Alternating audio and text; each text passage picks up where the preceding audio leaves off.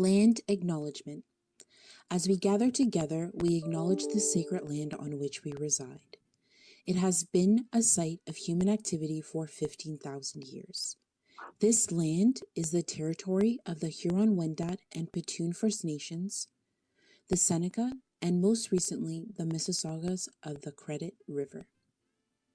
The territory was the subject of Dish with One Spoon Wampum Belt Covenant, an agreement between the Iroquois Confederacy and Confederacy of the Ojibwe and allied nations to peaceably share and care for the resources around the Great Lakes.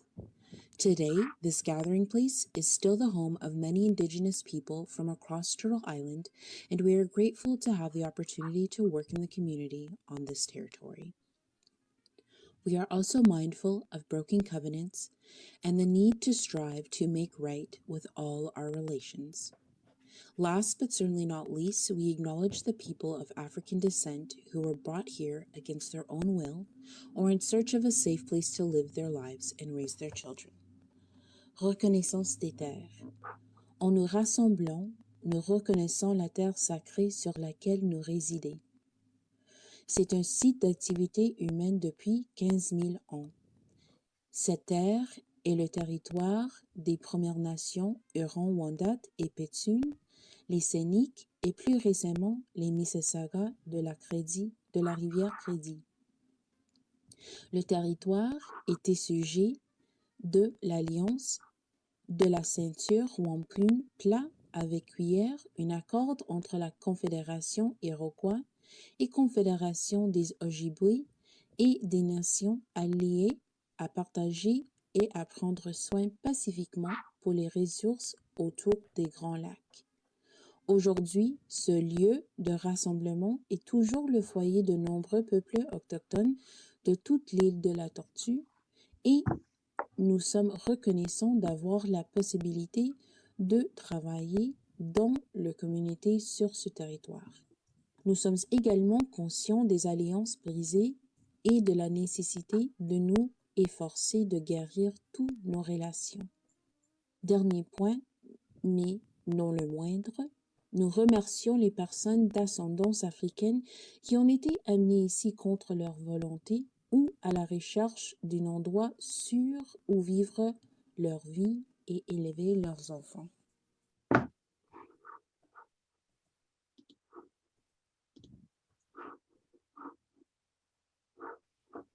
Good afternoon, everyone, and welcome to another session of Level Up, the Masterclass. I would like to thank everybody for joining us today. And today we are joined by our two lovely speakers, Marguerite and Brian. Thank you for joining us today, and we look forward to your expertise. So I'm actually going to start off with an introduction for Marguerite. And I just want to she has a really good portfolio, and I'm really looking forward to the conversations we're going to have today. So Marguerite is the founder and president of Growth Finder Pro. It's a boutique marketing consulting firm focused on helping organizations position and systematize their marketing programs to ensure sustained growth. And Marguerite received her MBA from the Schulich School of Business in 2001, where her studies spanned the fields of strategic management and organization development. And over the last 20 years, Marguerite has helped over 100 companies in the area of small business strategy, marketing, and CRM implementation. She's a certified Keep, Infusionsoft, and HubSpot partner, and is driving the conversation of how to create a systemically proven creative process in any organization. To support her growth, she has a small local team and access to hundreds of partners around the world to help her meet the varied needs of her customers. From Facebook ads to SEO to webinars, Marguerite is able to help support her clients reach their ultimate goals. Marguerite is active in supporting youth in the Black community as co-founder of Bytes Network, that's Black Youth in Technology, Engineering, and Science. And she's also a co-director of WITI, which is Women in Technology International, Toronto, and participates as a provider to CIO Associations of Canada. Marguerite, thank you so much for joining us today. And we also have your colleague joining us. Brian, would you like to introduce yourself? Yeah. Hello, everyone. Oh, hi, Marguerite. Sorry. My name is Brian Hangartner. I work with Marguerite. I also am employed by Keep. I'm a partner manager, but I've been with Keep for 4 years, and I've personally have helped over 1,000 small businesses worldwide join Keep and help them with their sales and marketing automation. So excited to be here. Thank you. Thank you, Brian. We appreciate your time. Yeah, Brian's a really wonderful resource for small and medium-sized businesses, and I'm so excited that he agreed to be here to support this webinar. I'm going to jump right in, and I'm going to share my screen today. We are going to be doing an overview of what we call the buyer's journey, and I'd love to make this as interactive as possible. So people who are here, please, put us, send messages in the chat. I'm going to ask you some things. And I'm hoping that we can have a really great session. You're going to walk away with some really great value today. So what we're going to be covering by the end of this workshop, today, you're going to be able to know and recommend the right offering to the right people. So we're going to walk through that. We're going to talk about simplifying your sales process for you and your clients. And we're going to talk about what it takes to get decisions when you're in the sales process in half the time. So how many people would like that? Okay. So give me a thumbs up. Does everyone know how to use that? I'm sure they do. Everybody's been on like Zoom forever and ever and ever and ever, right? So keep moving here. Come on. Right. So we're going to talk about productization. Is anyone familiar with this term productization? Anyone put it in the chat? Nope. Okay, that's from you, Brian. Thanks, Brian. Okay, so productization is the ability to package your products to make them more profitable and to be able to scale your business faster. So I want you to really think about that. Okay, think about the products and services that you offer and how can we put them into a product that a customer can buy. Now, when if you want to just take a second, okay, so think about this a little bit. How would you, if you were able to do anything, right? The things that are our goals and dreams, everyone goes into business for a particular reason, right? And so as you're thinking about that, what would you say, where would I spend my time if my finances were unlimited, right? What would you be doing if there was nothing hindering you? Would you spend your time mentoring other entrepreneurs, spending time traveling the world? What would you do helping the less fortunate, spending time with your family? Like, what would you be doing if finances were no longer a concern? All right, so just think about it for a few seconds. And I want you to consider what you're picturing is where you would spend your time if your finances were no longer a consideration, right? So if you can put a number on it, then you might say, well, what is my time worth? Is it worth 5,000, 10,000, $1 million an hour? I mean, I don't know, but think about it. How much is your time actually worth? And the time with people and the things and the events and the places and those things that you find most passionate about. So when you bring this into a marketing conversation, I want you to start thinking about this is, am I giving my time away to clients? How much am I spending? How much time am I spending? And am I making money from the time I'm spending with my clients? Okay.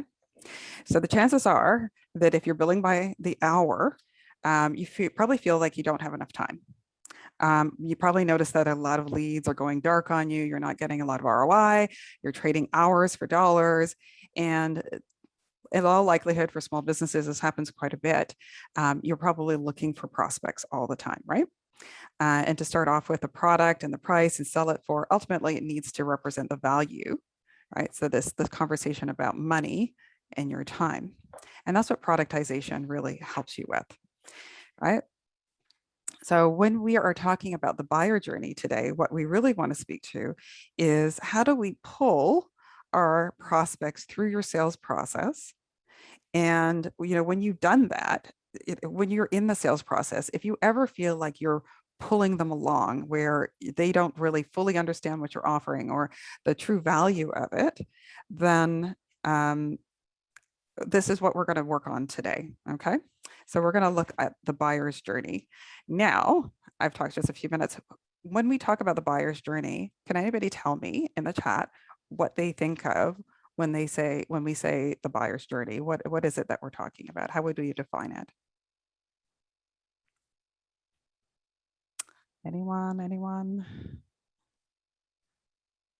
No? Okay. Well, let me help. The buyer's journey, simply defined, is a way to create a predictable process that will keep both you and your prospect in sync. Instead of pulling them through a sale, you're going to guide them through a simple journey that ends in a decision. What we're doing is we're matching how we want to sell to how the buyer wants to buy.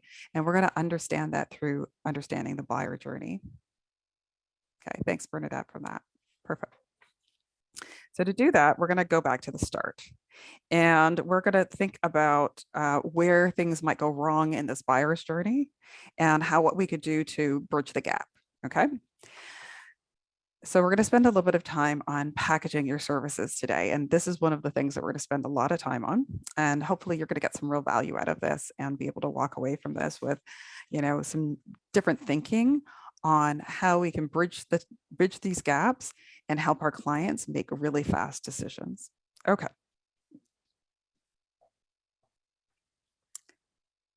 So Brian, you can jump in anytime you want. So we're going to start off with looking at a good, better, and best model. There's a number of ways to productize your business, all right? But most people have heard of this one, the good, better, and best model, right? And so what that means is that we're going to take a look at a special case, and we're going to take a look at when you have 3 choices that you're going to give to a client, it is much more likely that they're going to choose one that fits them the best based on their needs. If we give them too many choices, they will get lost, right? You've heard the saying, a confused mind does not buy. So we want to give people enough choices in order to be able to most effectively purchase your product or service. Okay. Now, we have 2 bottles of beer here. So this is an example. And so if you were offered 2 types of beer, one was a premium beer that we offer for $2.50. I mean, we only wish, right? And a bargain beer for $1.80. Which one do you think would sell more? Anyone? Okay, Greg says it's $1.80. Clara says it's $1.80. Anyone else? Okay. Well, you know what? It is true. The $1.80 one did sell. But what we know from the research is that most people 80% of the people chose the $2.50 beer. So why do you think that is? Anyone? Anyone? At the end of the day, people want the best quality and the best for their money. So they're willing to pay a little bit more if they get the best. Right. And it's not that much more, right? So when people are looking at the prices, they're saying $1.80, $2.50, okay, that's 70 cents more, and I'm going to get a premium beer. It's worth it for me to spend that extra amount. So this is the psychology of buyers, right? Now, if we were to go on to another example here, and let's just say there was 3 beers that were being offered.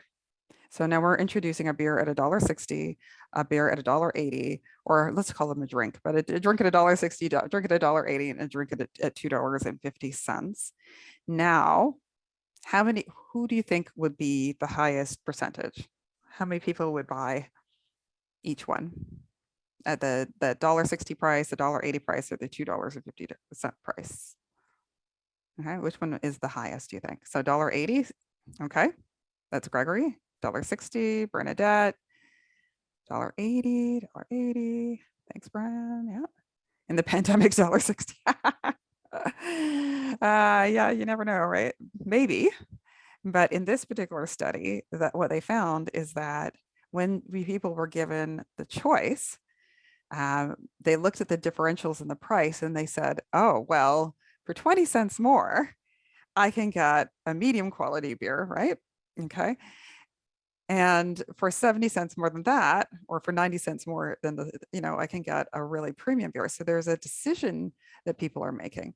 And the majority of people in this case went with the $1.80 beer. So that's kind of interesting because in the previous example, it was the other way around. Anyone else see that dynamic?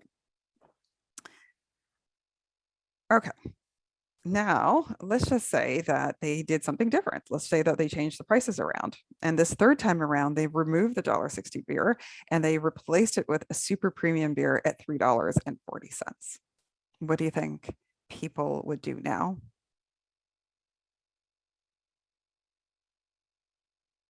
Okay, which one do you think people would buy the most of? $2.51? Yep, okay. So why do you think the $2.50 one would be the top seller? Anyone?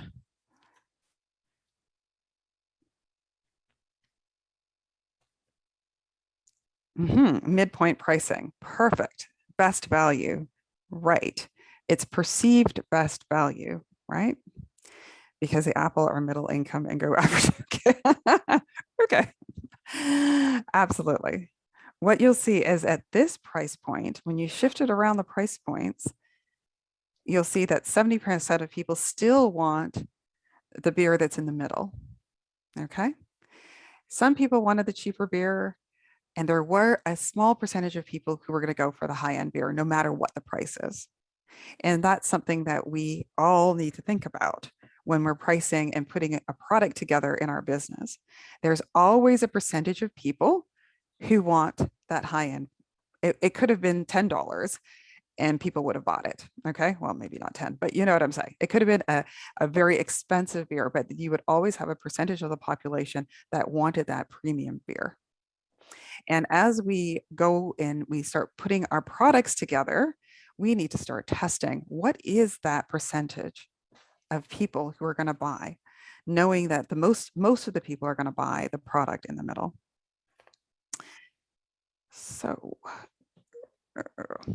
the fundamental truth is that if we can help our prospects make a choice by strategically offering them different options and different price points, they're most likely to choose between plans instead of being faced with whether or not to hire you.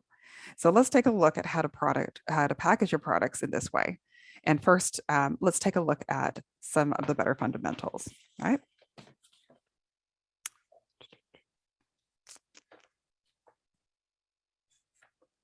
Okay.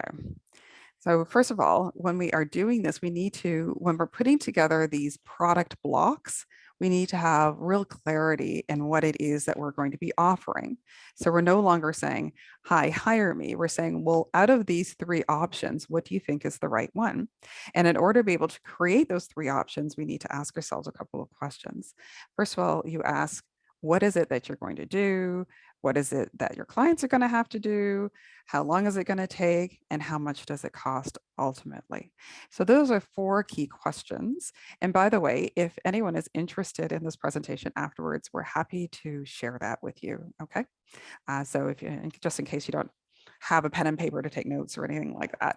And I believe this is being recorded, right? So, okay, you'll have access to it. So we have good, better, and best.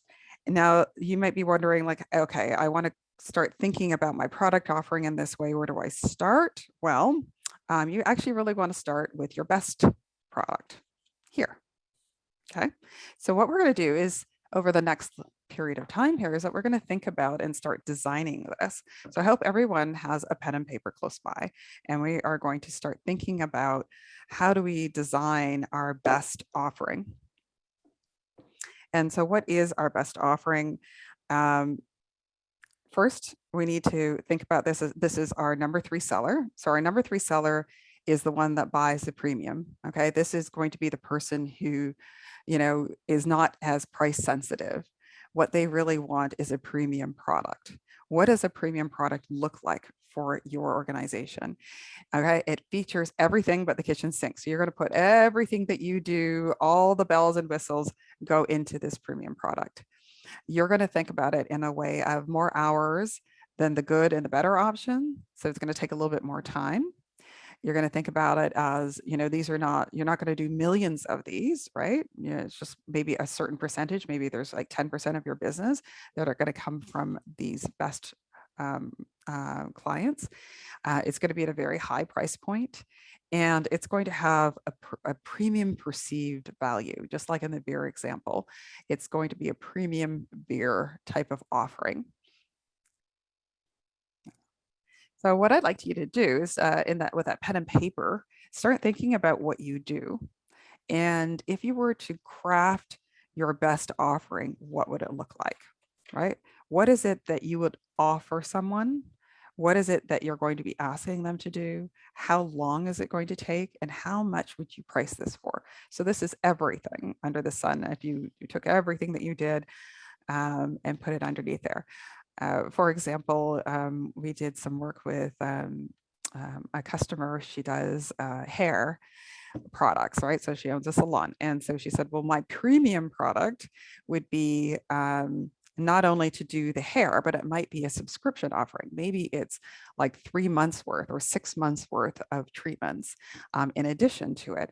And it's also, you know, doing consultations, and it's also doing color, and it's also doing this, it's also doing that. So it's not just about, you know, doing your hair once. Okay. It is about this premium offering, this long-term offering. And there are people who want that, and they will pay a premium for it. So if you think about your business, what is it that you'll do? What is it that you're going to ask your customers to do? How long will it take, and how much it costs? So anybody want to share if they have already done that or they're thinking about it?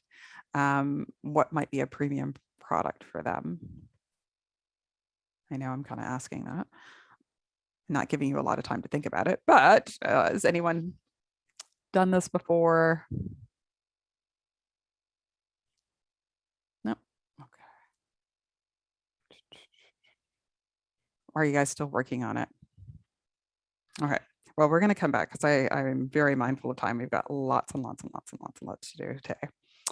I don't know, Brian, do you have another example of a best offering that you might want to share with us? Yeah, this is a great, I mean, this content right here is gold. But I agree, like everything that you're doing and then some, right? But make sure that you set boundaries for yourself with this as well. Your time is money. That part's really, really important. So even if you think, and I challenge my brother with this because he runs his own coaching business and he's afraid of that charge on his best package, and you can't be afraid of that. You're worth it. You're worth every dollar that hour is worth. Okay.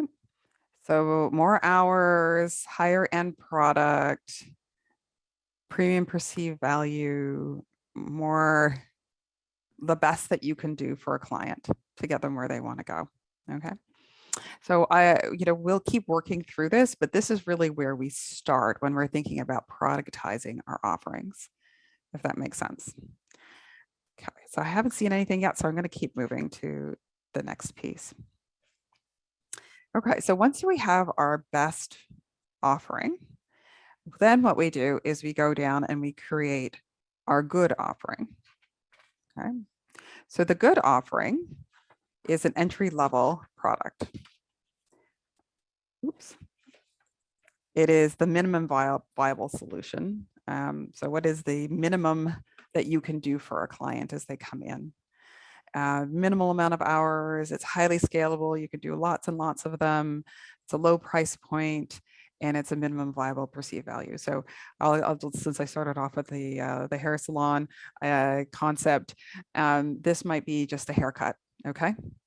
It is entry level. People come in, they pay you $20 or $50, $30, whatever it is, and you can do a lot of them. Okay. So you can do 10 haircuts in a day, let's say.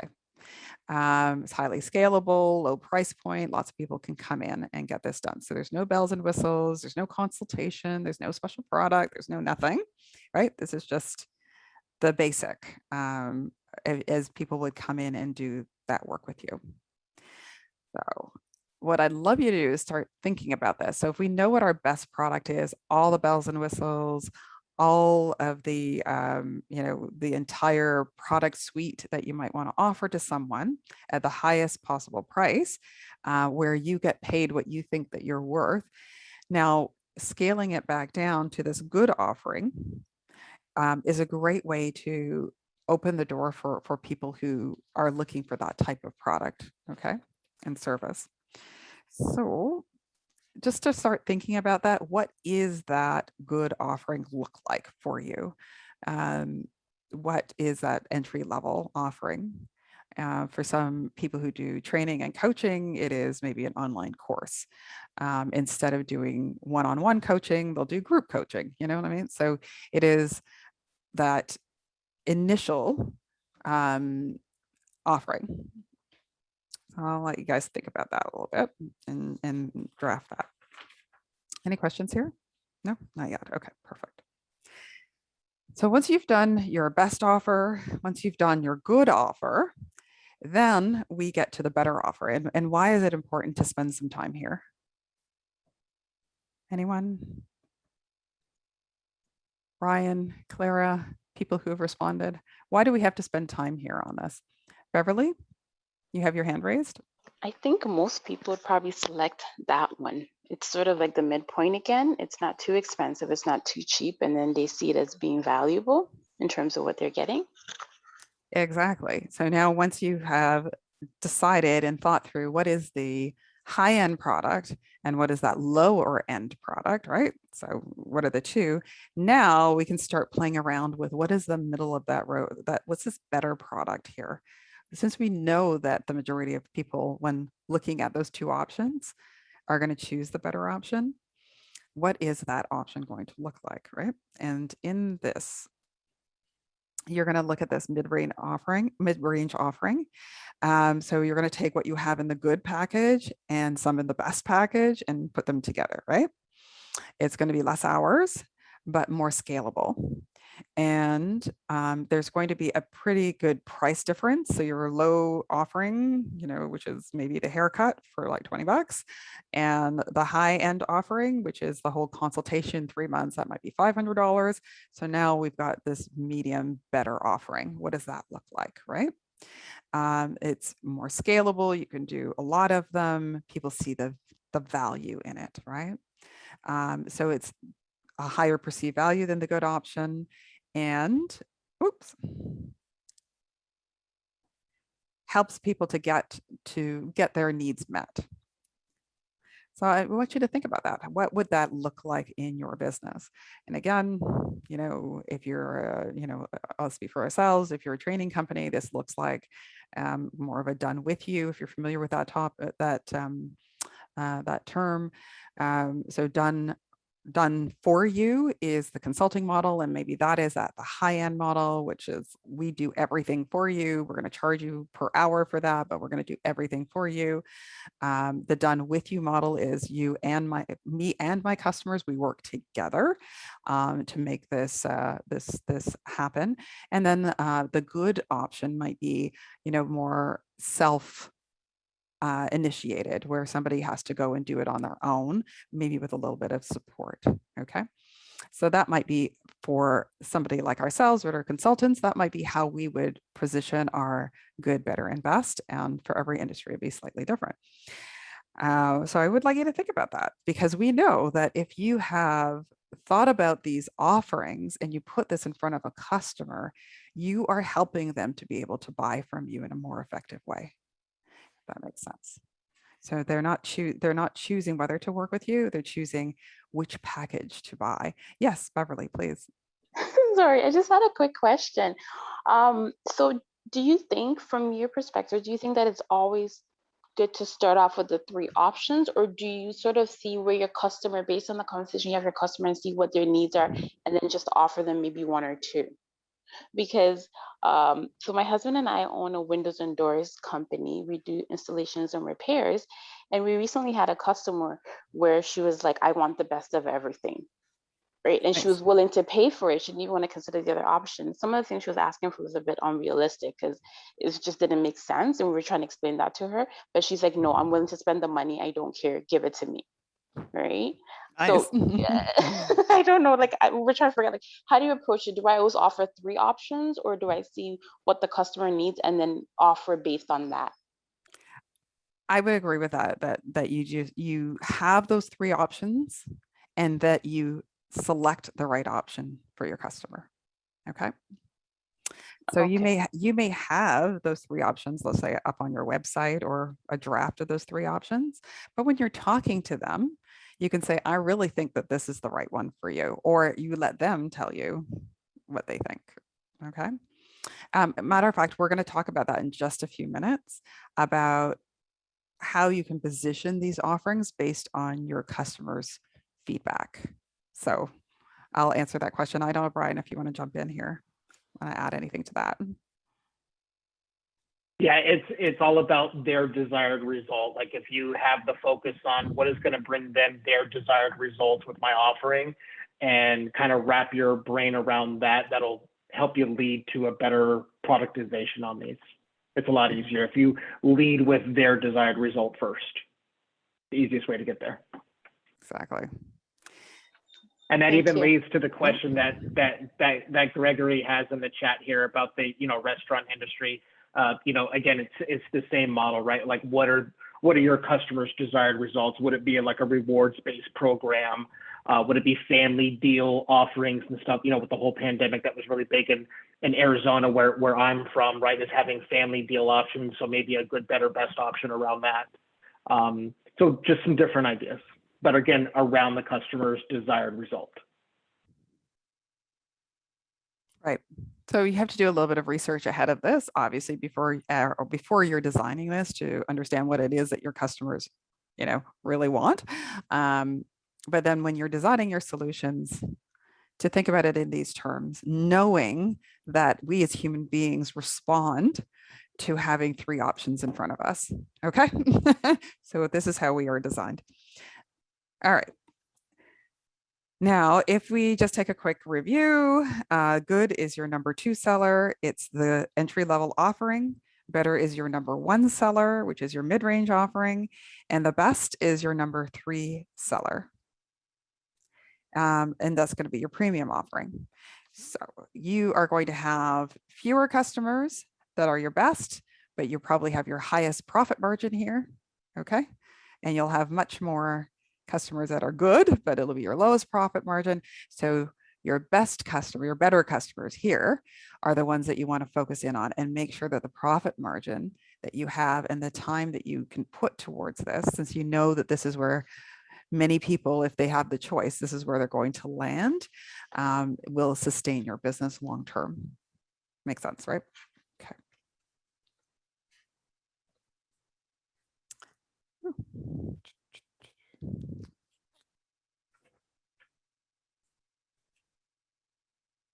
Oh, okay. Well, and just in case, I'm sorry, I just sort of missed that slide here. Just in case you have a different mix, like, has anyone had a different product mix here where your best product offering is your best seller, or your lowest product offering is your best seller? Has anyone experienced that in their business? Come on, it's supposed to be interactive. Anyone? Hi. Hi there. Hi, I was just gonna say, there's this particular, like I do retail for hair products, but there's this particular line I sell, and they have 3 options, like small, medium, and large containers. And I find people go to the smaller one to try, and then they go to the value size. They skip the middle one and jump to the bigger one because it's a value priced. So I find the pricing strategy is very important, because like if they multiplied what the small bottle costs times 4, which is the difference between the small and the largest one, it's a better value. So then, and sometimes people even start with that because they know, okay, I tell them this is the prices, and then they can see that the like 500 gram is a value price. So then they go with that. So that's what I found. And then people, like, I just would keep stock of the medium in all the brand's product offerings, because there's people that would get it because their budget, but predominantly the larger value size, much bigger seller, especially, you know.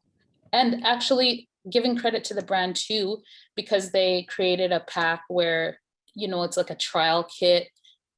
People can Right. low investment, try it and then see what they like. So then there's that option, but then sometimes people just jump to the bigger one. Well, you know, I agree with you. But what I would suggest is that you may not be, that might not be your bestseller. There might be something more. If the majority of people are buying that value product, there may actually be a better product that you could sell. It would be even higher priced, like double or triple the price, and people would buy it. There would be another premium level, right? That people would buy. What do you think about that? Well, this other brand just added something like that, but it's really expensive, and she made them 1 liter. And so I just got a few of them because I anticipated it's not going to like jump off. But I do have those premium like clients. The client Right. that bought it, she's like, yeah, give me this huge bottle. That's really like, it's like buying 3 or 4 bottles at once is what it was. And she's like, yeah, I knew she would want that one anyway. So I wasn't surprised. Yeah. Well, you know, there's always going to be a percentage of people who want the biggest and the best and the most expensive. Okay. And if we, you know, if we are not recognizing that, we might be leaving profit behind by not offering this premium product, because there's always a premium buyer. So it's just something to think about. And the premium buyer may not only be about the size of your product, it might be whatever else you're adding on with your product. So it could be, you know, consultations, it could be other combinations of products that you offer at that premium level, right? As an example, that a buyer might say, hey, you know what, this is incredible value for sure. I'm going to, you know, it might be 3 times the cost, but I feel like I'm going to get more value at that premium side. So just to drop that little nugget, hopefully that's a little helpful for you. Okay. So let's move on to what we call the menus. Okay. Now, as we continue to start thinking about our service packages, then you become ready to create what we call a menu. And when it comes to helping your prospects make a decision, it's critical to start understanding what's driving their decision the very most. So in the simplest terms, your prospects will either have more time, right? So they'll be more time than money. So they're going to be more cash sensitive, let's say, or they're going to have more money than time. They're going to be more time sensitive. So what's more, they're always going to be willing to spend the one that they have to get more of the other one, right? And if you're able to find out which one that they want more of, because they're often going to tell you, then you can position your product offering to them. So when you're thinking about who's time sensitive or who might be budget sensitive, that's the way that you are going to frame and put into a menu these service offerings. So the things that cash sensitive customers might say are things like, wow, that sounds great, but that might be a bit too expensive, or I need to talk to the budget, you know, I need to talk to the person in charge of the budget, or do you have payment plans, or do I have to pay for this all up front, or is there a contract, or, you know, I'm really worried, we've wasted money before. You know, when will we see an ROI on this? Like, it's just some examples of things that you're going to hear your customers say if they're more cash sensitive. Now, time sensitive customers are different. They're going to ask you different questions, or they're going to say different things when you're talking to them. They're going to say, oh, well, you know, that sounds great, but how long is this going to take? You know, wow, that sounds like a ton of work. You know, how long before I see a result, or when is this going to kick in? You know, what's the time frame? Or, you know, how often do we have to be on the phone? How often do we have to meet? How often do we have to do whatever? So you can see that these people are being more driven by time considerations rather than money considerations. That makes sense. So when you are simplifying this, you know, when you hear people say, you know, that's a lot to think about, we're going to spend some time on this. Can you put together a proposal? Can you email me a breakdown? I want to take this to my leadership or my boss or whatever, and any other thing that they may be saying, then you know that you need to make it easy to do business with you. Because they, you know, truthfully, you know, business owners, whoever you're selling to, they have enough going on in their lives. And making a decision to work with you should be an easy thing for them to do, right? You should just make it easy to say yes. And that's really what we are working with when we take a look at these productizations, is making it easy for people to say, oh yeah, that makes sense. I can see myself with one of these products, okay, one of these solutions. So if we go back to our good, better, and best, how many choices do we have here? Well, we have 3. But a well-trained salesperson will get to this and they'll eliminate one for the customer. So back to your question before, you may not offer all 3. You may just say, here, there's 2 options for people based on what you hear them saying in your conversation with you. And that's the way that you can become more effective for your customer. Understanding whether they're more time sensitive or cash sensitive will help you to be able to choose which of the 3 options to put before them. So in this case, for menu A in this example, we're going to say this is for the cash sensitive people. So people who in their conversations, they're like, oh, how much is this going to cost? Oh man, I got to go and check this out. I've got to go and bring this by my boss. Do you have payment plans? Or, you know, whatever that is that you're hearing, then you're going to choose the good and the better options. And you can put that in front of those types of clients, because we know that the good product and the better product, there are going to be a percentage of people who are going to buy either one of those. Even though they're cash sensitive, they may still see the value in the better product. Right? That makes sense. So when it's just as an example, if you were a marketing company, you may say, okay, the good product, which is the bare bones products, $1,500. This is what we're going to do for you. It's going to be done in 2 weeks. You're going to get this, you're going to get that, you're going to get this. Now, if you go with a better product, it costs a little bit more money, but look how much more value you're going to get. Okay, you're going to get not 1 Facebook campaign, you're going to get 3. You're not going to get 1 landing page, you're going to get 2. You know, okay, it's all going to be done in the same time frame. So now you can put this in front of people and let them choose and decide, knowing that, you know, they're more cash sensitive. So that makes sense, hopefully, right? Any questions about that? Good. Yeah. Now, menu B, which is what we'll call it. This is our more time sensitive customer, right? And these are people who, generally speaking, have more money than they have time. And what they're listening for and what they're asking for will be different. So the way that we want to position our product will also be different.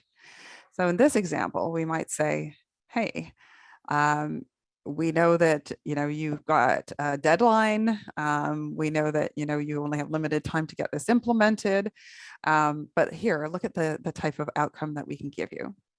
There's, you know, you're going to get you're going to get these lead pages, you're going to get landing pages, you're going to get nurture campaigns, you're going to get all of this done in 2 weeks, 3 60-minute calls for $10,000. All right. So you're talking about a 4-time price difference, right, for this product.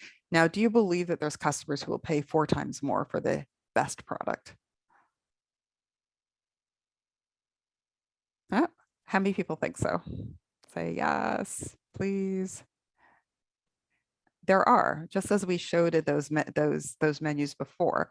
It might be 80-20, it might be 70-30, it might be 90-10. I mean, I don't know what that split's going to be, but you are going to have a percentage of people choose that best option. And when you do that, you have increased your product, your profitability, and you've been able to deliver a really great outcome for your client with this offering. So remember, these are not price sensitive people. These are time sensitive people who want to get the most done in the least amount of time, and they're willing to pay a premium for it.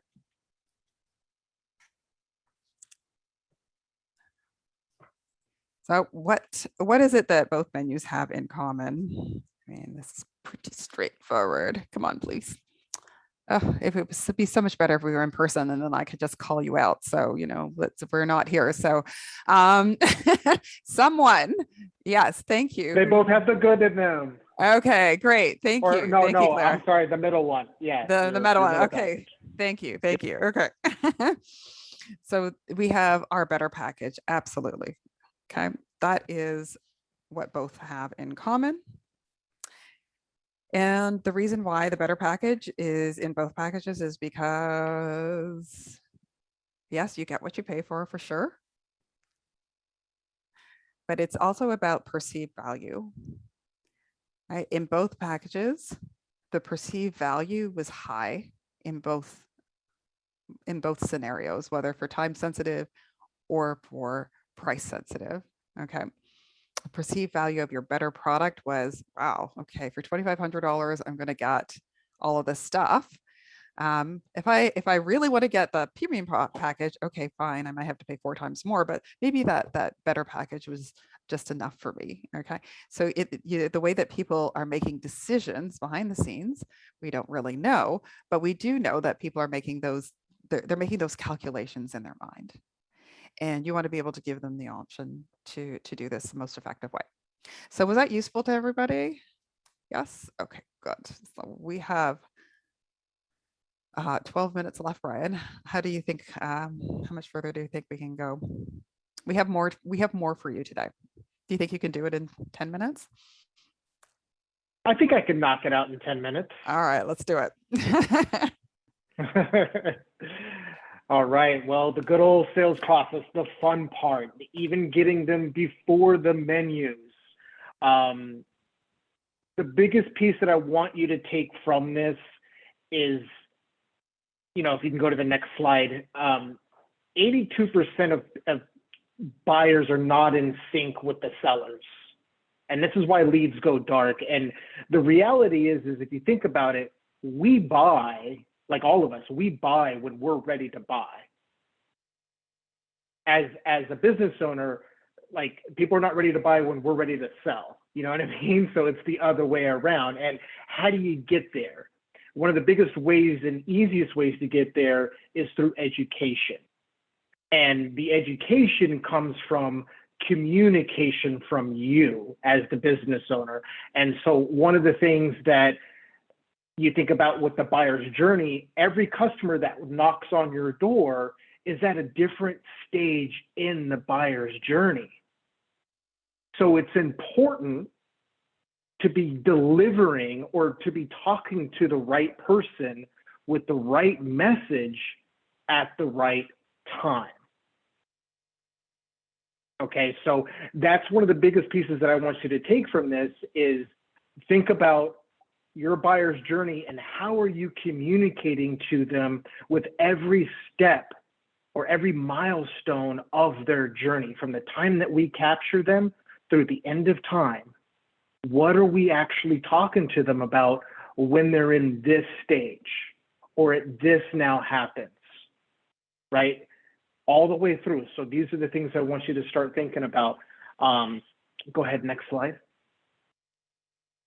You can go ahead. Yeah, this one cracked me up here. You really want to spell it out, like take down a piece of paper and jot down every step of that sales process of what you think your customers are doing right now and how you're actually doing this process. Okay, because you'd be surprised that a lot of business owners that I talk to just don't know. Or they write it down on a piece of paper, a sticky note, it's in your phone or in your email, but there's no like really defined process. Okay, go ahead, next slide.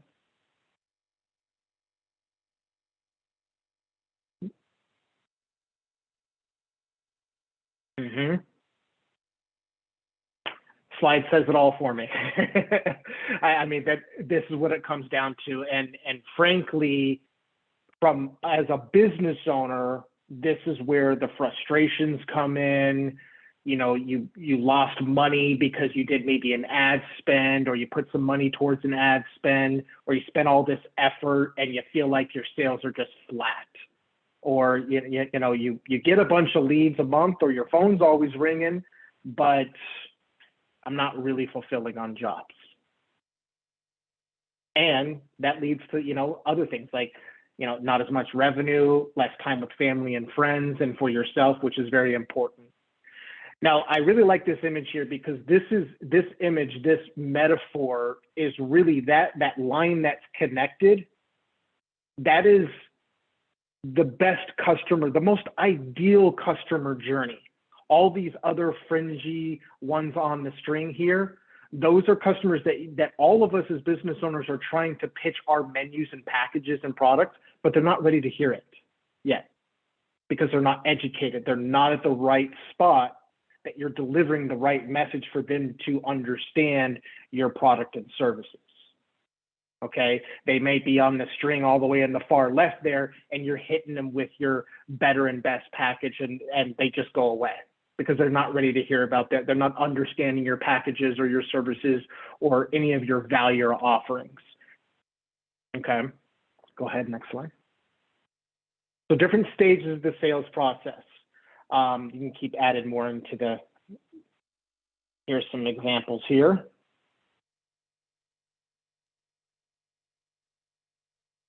Okay, so one of the things that I talk about with small business owners when it comes to their leads is if you're getting people that are inquiring with you, you have to understand, why did you take the time to inquire?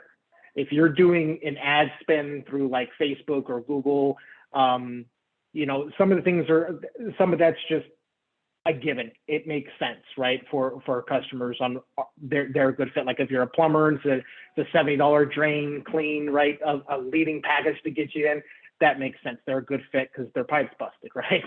But for coaches and consultants and, you know, other types of businesses, are you the right fit? You know, where are you at in the process, right? Let me qualify, like, are you a fit can be a lot of different things. Are you looking at the right products and services that I offer? Are you a good fit that way? Are you in the right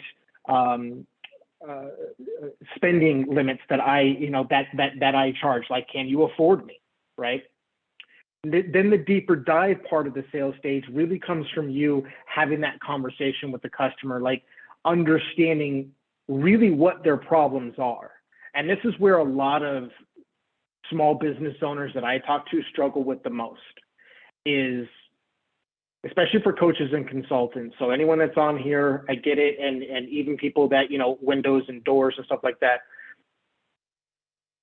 you really have to get into their why. Like, why is this a problem for you? And what would be a difference in your life or in your situation or in your business that if this problem's been solved, what is now the outcome of that, right? And that's what the ROI is, right? It could be money, but the other part, it's time, right? You're trying to save time or save money or make money, right? Or get more time back in their life there.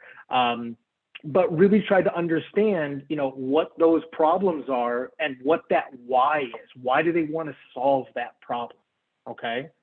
And then you got to put it out there. Put the menus out there, A or B, right? It's kind of like us going to the doctor. You're prescribing them the solutions. You know, you can get an idea, you know, are they a time sensitive or cash sensitive customer? And really, if you're not sure, put all three out there. Make a menu, see it, put it all out there, right? Worst is they're going to say is no, but chances are they're going to take the better package anyways, because by percentages, that one wins. Okay, but try to nail down menu A or B and figuring that out, and you should be able to find that out based on that deep dive. Okay, next questions or next slide. Sorry. Go. Yep. So across different industries, this is the pretty most common average turn time of when a customer inquires to when they purchase. And this is across the board in all kinds of different industries, verticals and so forth there. So, but think about that with, you know, when you think about your buyer's journey and the communications that you have with them and what that actually looks like in kind of that time frame. Right? We're not talking about being a thorn in the side with communications with people, but be timely. And also don't let them go.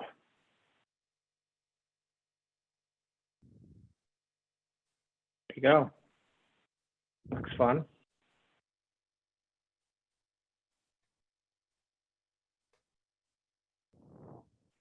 Yes. This speaks to, it starts to feel like a shorter sales cycle when you start delivering the right message to the right person at the right time. And the reason why I say that is because you may just, if you go back to the metaphorical picture there of the yarn and, you know, being pulled there, all those other fringed pieces of the string, those are the ones that are being educated. And when it's time for them to really go into your sales funnel, they're going to buy right away, because now they're ready to talk to you about your offering and your services and their value. Because, you know, when they first inquired, not the right time, right? Could be 6 months from now. But in that 6 months, you need to keep talking to them through education. You're still being there, being top of mind, okay? Because when they do now finally get back and bubble back up into the funnel, that sales cycle really gets shortened up. Sorry about that. No, you're good. Okay. How we doing on time here? We're done. We're done. All right. Okay, so let me move it to the very end, and we're gonna make an offer for you guys if you want to go through this in more depth at some point in time, because you know, obviously we didn't get a chance to finalize to go through everything today. So you know, we are excited about this. Did everybody get some value out of this? Some new thinking on it? Okay, good. Anybody have any questions about the menus, the good, better, best model, anything like that in between? Any comments? Okay. Well, what we'd like to offer is, if you would like to go and to do a little bit of a deeper dive in this and to actually start thinking about it for your business, we have something that we call a buyer's journey audit, and we're absolutely happy to go through this, walk through it, and help you design that good, better, and best for your business. Okay. And to see how that can fit in to your buyer's journey, the longer term buyer's journey, where it fits in, what the menus are, and how to position it. So that's a good way to reach us. I believe that also, Robin, do they have our email addresses? I don't know. We can actually put that in the drop down if you're okay with that. You want to do that? Yeah, please. That. Sure, absolutely. And if you just, you know, if you want to find out a little bit more about LinkedIn, we do a lot of LinkedIn work as a particular channel. So if you're interested in finding out more about LinkedIn and how to use that from a lead source, on our website, you can download a booklet there called LinkedIn Gold. So let me put both of these things, or you can do that, anybody, right into the chat. Go and take a look at it. But we're absolutely willing to continue this conversation. I know that we just, you know, we didn't have, you know, it's never enough time, right? And but we also know that these are fundamental conversations, and if you do this well, you're going to see a dramatic increase in your customers saying yes to you. And that's the key. And simplifying your business and your life and making more money for you. Exactly. 100%. That's the idea. That is the idea. So we just want to say thank you. And we really, we thank you to the BBPA for opening the door for this opportunity. We really hope we delivered some value here in this short period of time. We're hoping to continue the conversation with anyone else who'd like to have it. We look forward to the rest of the sessions that you guys have as well. Thank you so much, Marguerite and Brian, for taking your time with us today and sharing so many valuable points that I think a lot of us found valuable for today. If you want, this, as you know, this will be recorded and is also going to be available on our YouTube page. So if you are subscribed to our YouTube channel, you'll find it all there. And I believe, Marguerite or Brian, did you put your email addresses are down at the chat, or we have that? I put the website. Perfect. Yes, the website down. So, but I'll put my email address too if whatever anyone wants you feel to. is best. That would be great, so we can all stay connected. It's been great to speak with both of you, and thank you, Brian, for coming on and sharing with us. So as you know, we have lots of events happening every week. So I just want to run down a few of them with you all. So in case you are available. So tonight at 6 p.m., we have our Boss Women's program. We'll be talking about growing your business with data. We'll be joined by Mohammed Elmi, who's a researcher at the Diversity Institute at Ryerson, as well as Bilal, who is the head of user experience at Google. So it'd be nice if you have the chance to join us, please do. That is available on our Zoom platform, and we'll see you there at 6 p.m. We have a lot of boss women on this call as well, so it'd be lovely to have you. And as you know, tomorrow is our day in the life segment with our Ask Professionals with the Sony team. We'll be joined with a few people at Sony headquarters, and that'll be moderated by our VP Ross, and he'll be hosting that at 12 noon tomorrow. So we hope to see you there as well. And as you know, Thursdays, our Bates program is at noon, and we'll be joined with speaker Furqan Khan, and he'll be sharing with us how to how we can secure business with technology. And I hope you are all there to join us. And as you know, Saturdays are for our community space, and we'll love to see you all there and to join us in that time on Saturday afternoon, or morning, sorry. And it'll be great to have you all. Marguerite, Brian, thanks once again for joining us today. And we appreciate all the information that you shared with us. And our team here, we have a lot of people sending emails and saying thank you for the great presentation. So it was well received, and we thank you for your time.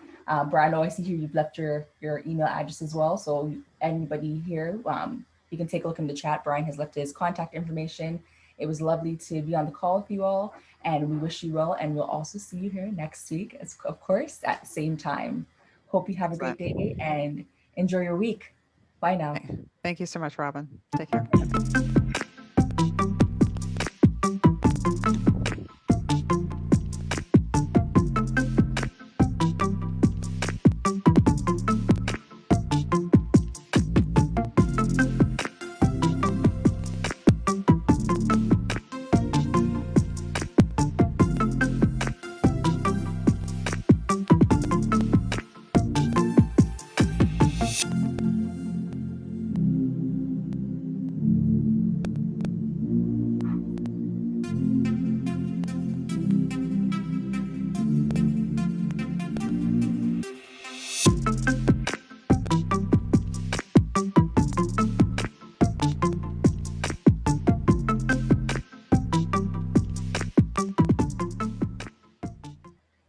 Thanks, Marguerite.